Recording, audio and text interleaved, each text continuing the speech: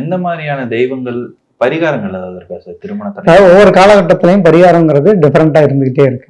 முன்னாடி எல்லாம் நம்ம கும்பிட்டது வந்து 80s பொறுத்த வரைக்கும் என்னன்னா விநாயகரை கும்பிடுவாங்க, முருகனை கும்பிடுவாங்க, சிவன் பார்வதியை கும்பிடுவாங்க. அதே மாதிரி ஒவ்வொரு மதத்திலையும் ஒரு குறிப்பிட்ட சடங்குகள் மட்டும்தான் அன்னைக்கு தெரிஞ்ச ஜெனரேஷன்ல அதை ஃபாலோ பண்ணிட்டு இருந்தாங்க. இப்ப இந்த தலைமுறை வந்ததையும் இப்ப ஜோதிடர்கள் வந்து தன்னை தனித்துவமா காட்ட வேண்டிய சூழ்நிலை வருது.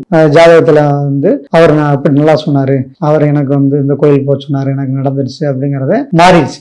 ஜோதிடர்கள் மனநிலை மாறின மாதிரி வியாபார தன்மையும் ஜோதிடத்துல அது பெருகிருச்சு. சோ அப்படிங்கிறப்ப அவங்க வந்து ஏன்னா நாங்க அந்த நீங்க சொன்ன கோயிலுக்கு போயிட்டு வந்துட்டாங்கன்றாங்க.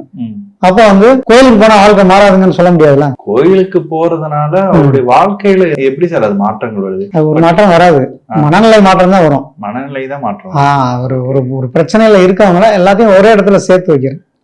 அதுதான் வந்து ஒரு சயின்டிபிக்கான ஒரு சைக்காலஜிக்கலா உள்ளதுதான். இப்ப கல்யாணம் ஆகாதவங்களா ஒரு ஊருக்கு அனுப்புறோம்ல, அப்ப அங்க போனா ஒருத்தர் சொல்லிக்குவாங்க, எனக்கு 25 வயசு ஆச்சு, எனக்கு 35 வயசு ஆயிடுச்சு, 35 வயசுக்காரரு 25 வயசு பரவாயில்ல சீக்கிரம் கட்டிக்கணும். ஒரு அட்வைஸுக்கும் ஒரு அனலைஸ் பண்றதுக்கான ஒரு இதுதான்.